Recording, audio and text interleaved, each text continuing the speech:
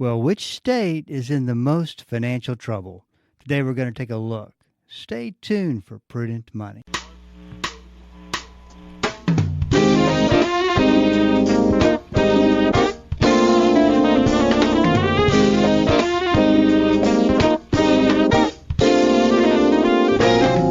Good afternoon and welcome to the Prudent Money Radio Show. I'm your host, Bob Brooks. Thank you so much for joining me today. You know I do appreciate it. Well, if you got a question for me, please go to the website at www.prudentmoney.com. Once you're there, go to the top of the page and there's a link that says Ask Prudent Money. Send it in. We'll get you taken care of. The easiest way to get information and is there for you to take advantage of that, all at prudentmoney.com.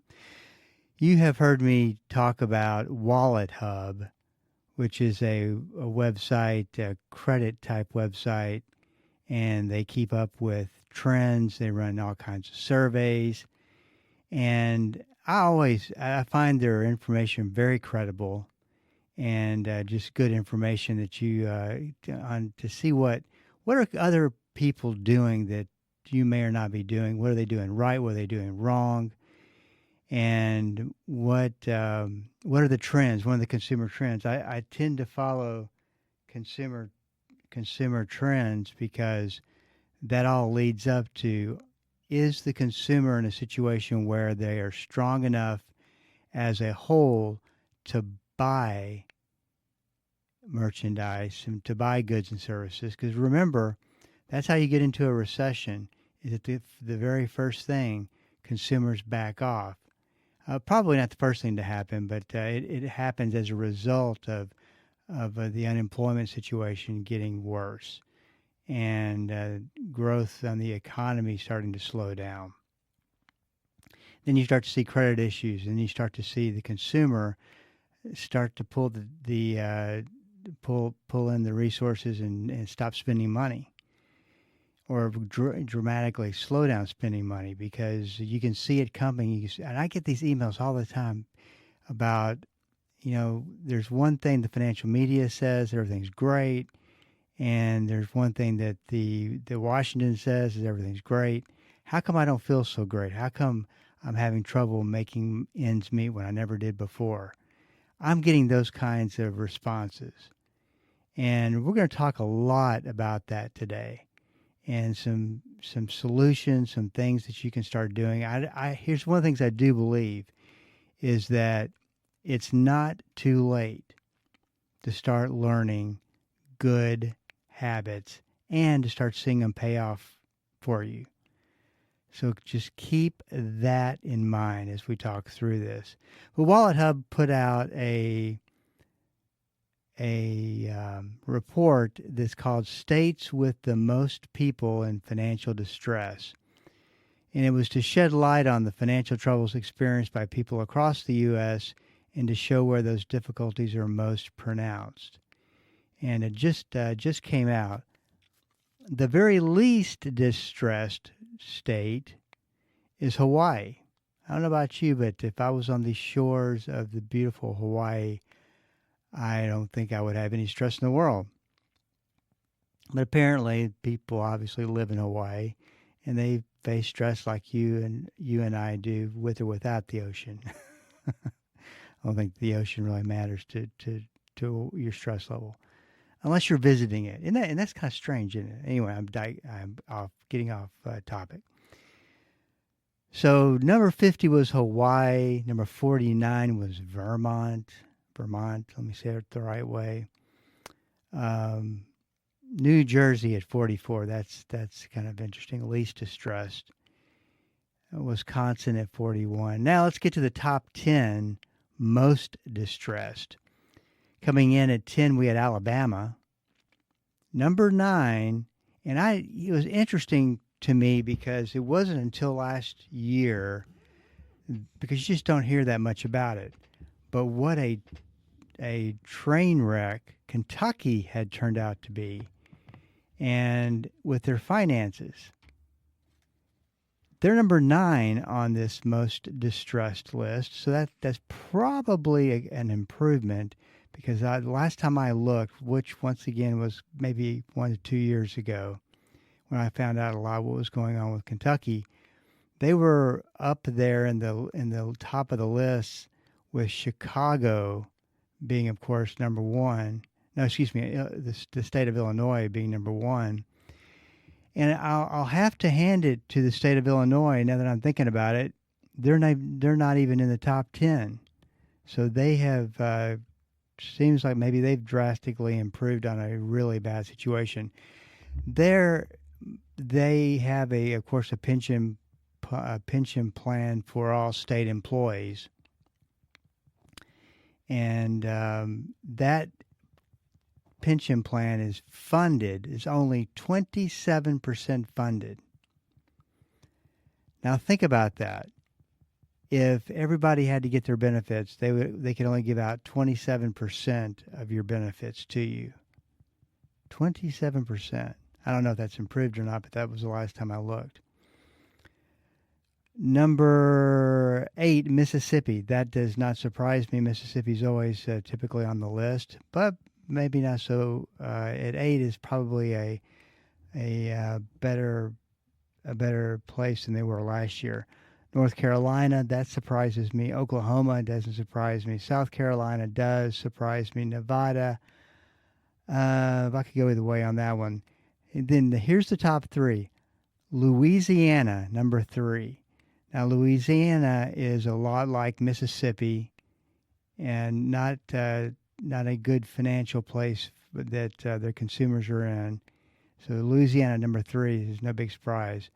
Florida, and I think I can't speak specifically, but I think that they're near the top of this list for reasons that just have built up here over time, and they typically aren't in the top 10.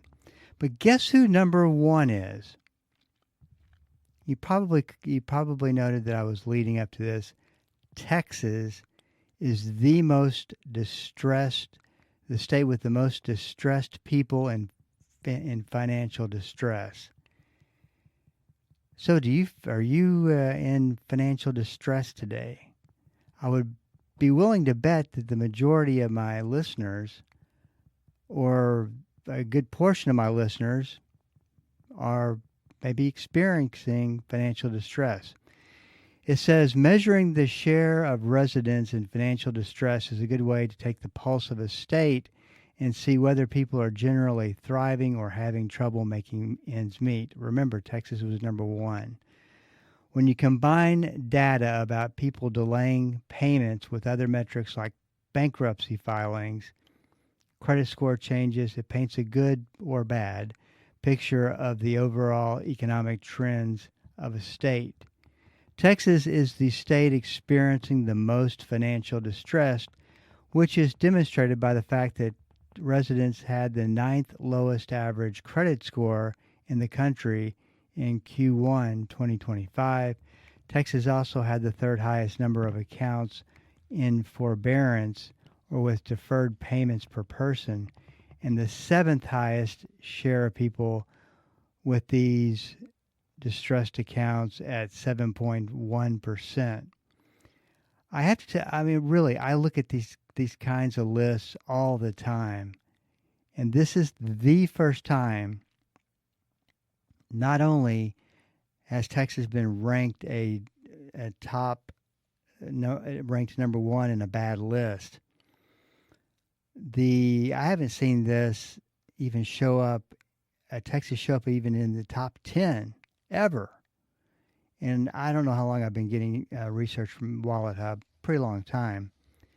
But out of all the things that I've read since 1992 when I took over the radio program, this is the first time I've ever seen Texas not only in the top 10 of something of a bad category they don't want to be a top 10 in, but also number 1.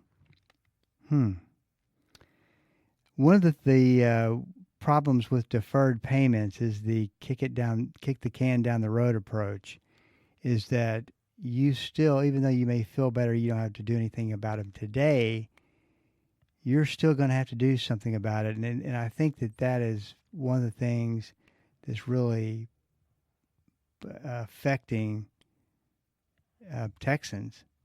if there's that much deferred payments and deferred debt. So what do you do?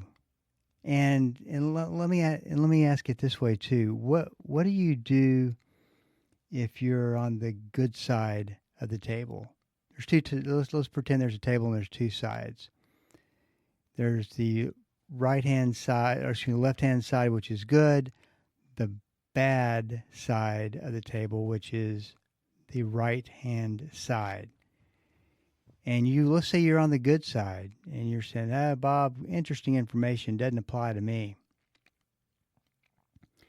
I have seen people in relatively good financial shape. In fact, a couple who own a company come to mind. One thing happened and they literally almost got wiped out. And I don't think that you should ever get to a place of complacency when it comes to your finances. You should always need to do, it's just like, for instance, people who have great cash flow, no debt, money is no problem at all. They just have money come in and accumulate in their savings account, and they look at the savings account and it's $150,000, and they go, wow, I didn't realize it accumulated that much, and they do something with it. Next thing you know, they still haven't done anything with it, and it's accumulated to $400,000. Now, the person who is cutting it close knows how much they've got in that account, and that's, of course, the other extreme. And you could either be moving from the good to the bad or the bad to the good, or towards the middle. But if you are, you're going in one situation from the bad to the good, you're going in the right direction. From the other standpoint, from the good to the bad, you're going the wrong direction. So all that to say, I think it's important to have a good understanding of what some of the things you should be doing, which we will be going over in the next half of the program. This is Bob Brooks. Stick around. Be right back.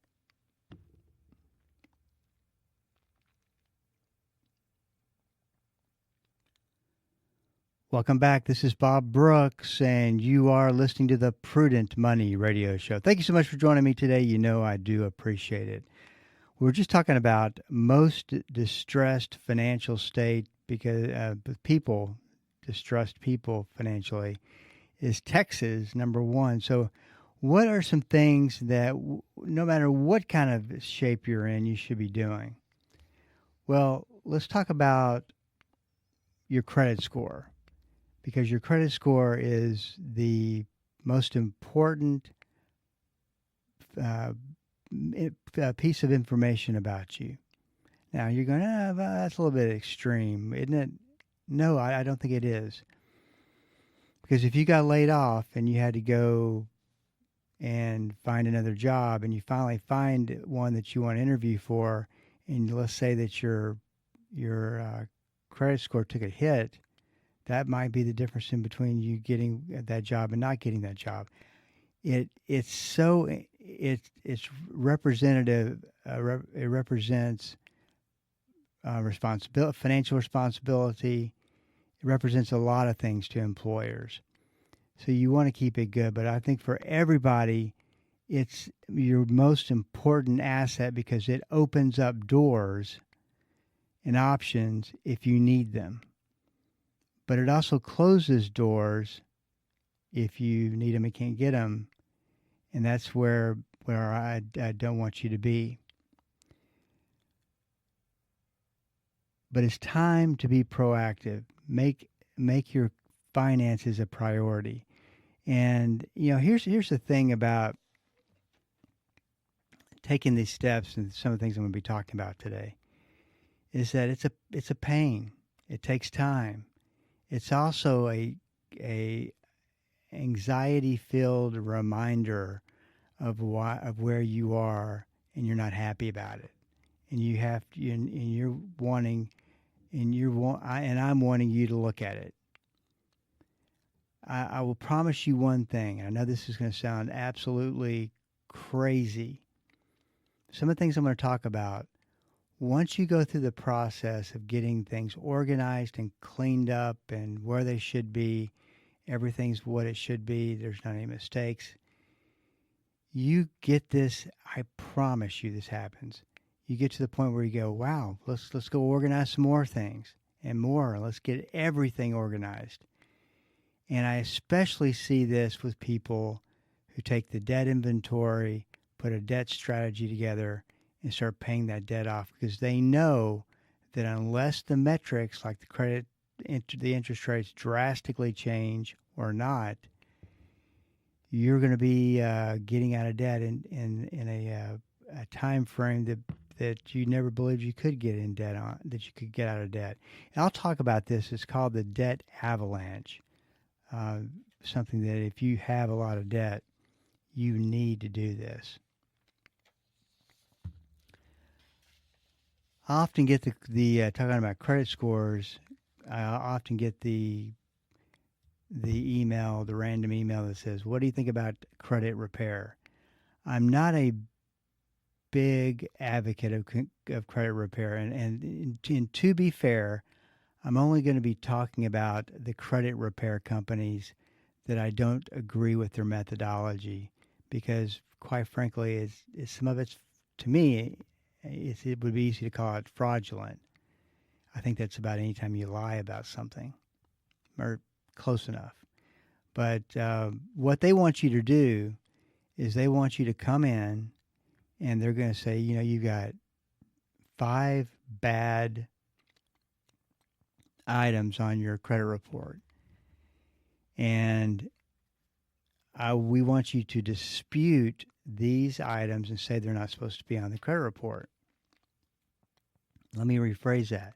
They want you to lie to the to your creditors and tell them that this, or excuse me, you want them to lie to the credit reporting agency. There's 3 of them, and they share information, and tell them it shouldn't be on there. So what ends up happening is they take that, since you disputed that item, now the credit reporting agency has to take that item, put it off to the side, remove it or suppress it from your credit report until they can verify that it should be on there. And then once they verify, they put it back. So, but they don't tell you that, though. They just show the fact that you've submitted this dispute and it's gone, and it may take 40 days, 45 days, 30 days, may take 15 days, but it's supposed to be put back onto your account when they find out it was a valid negative item that's on your credit report. But somewhere in that conversation about removal of information, negative information from your credit report, they never say the word suppress. But that's what's happening, is that the item is suppressed, and it stays suppressed until it's verified, then it comes back alive again. Think of it that way. So I'm not a big fan of companies who go about it from that standpoint. Like I said, I don't know what else you'd call it, but you're misrepresenting the truth. And some people don't even know that they're misrepresenting the truth. They're being told by a credit repair specialist this shouldn't be on there, and they're happy to hear they can get it removed. And the bottom line is, there is a certain way you can go about it. You don't, the credit repair places, they can't do something you can't do for yourself. Think of it this way. There's 3 buckets of information on your credit report. I can't make this any easier, and it is really simple, and you'll see what I'm talking about. The first bucket is that it's a mistake. And that means that there's somebody's information that's on your credit report that shouldn't be. And you can easily dispute that, and they should agree with your findings and remove it. I remember that I was 25, and I was in the process of buying a house, and my mortgage person called me, said, "Hey, you didn't tell me that you had a bankruptcy on your credit report." And I go, "Well, I don't have a bankruptcy on my credit report." Come to find out, someone with my same name lived in another part of the country. His information showed up on my credit report. And this happens way more than you think. And in fact, today, there may be some of your credit reports that do have the wrong information on it and bringing your credit score down because of it. So you want to go check that out for yourself. But there's the mistake. The second one is it's accurate. Now, this is what's tricky. It may not be accurate. It may be accurate, but it's not. It's a negative accurate. It's a negative item. So in other words, you might have a late pay. It's accurate, that did happen, but you don't like it. You have to separate your feelings from whether you like it or not. You just want to know if it's accurate, or it's a mistake, or it is the third pile a third category of information that's the data is wrong. So let's say that you had an account with XYZ discount company, and they had that you have a credit limit of $15,000, a credit balance, of $15,000, and that's affecting your score because of that, in combination with the rest of the data on your credit report. And so it's the wrong data. So you want to get it corrected because it's only like $5,000, and that makes it work. So that's how it is. The wrong data is fixable. The accurate data has a time limit that it serves on your credit report, and that is, typically speaking, that's 7.5 years. I am not an attorney, nor am I trying to be one on the radio, by the way. It differs in the community, but 7.5 years. In fact, I haven't checked that in a while. It may be 6.5. I'll double check that and let you know tomorrow. But I definitely need to double check that. I haven't looked at that in a while. So health related items, the way the law is set up right now to give consumers a break, is not going on credit reports. It's not affecting credit scores, which is a good thing. I hope that lasts for a long time. But it's really that easy. There's 3 different categories, and of those 3 categories, you can, the mistake, you can get that removed. Accurate data, nothing you can do about that except when the time period runs out. And then the wrong data, you need to correct it. You want everything correct on your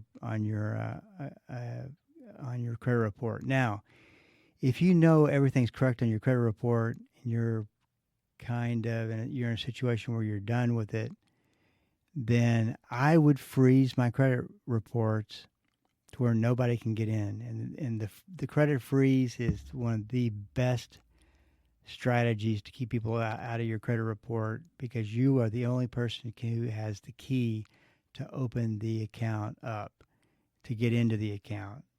You're it. Nobody else holds the four-digit number that will get you back into the account. So just a couple of things to think about. Probably I want to go over the debt avalanche. We'll do that tomorrow. How's that? This is Bob Brooks, and you are listening to the Prudent Money Radio Show. Thank you so much for joining me today. I do appreciate it. If you have a question for me, please go to the website at prudentmoney.com and send it in, because we are all out of time. Till we do meet again next time. Keep the faith and have a great rest of the day.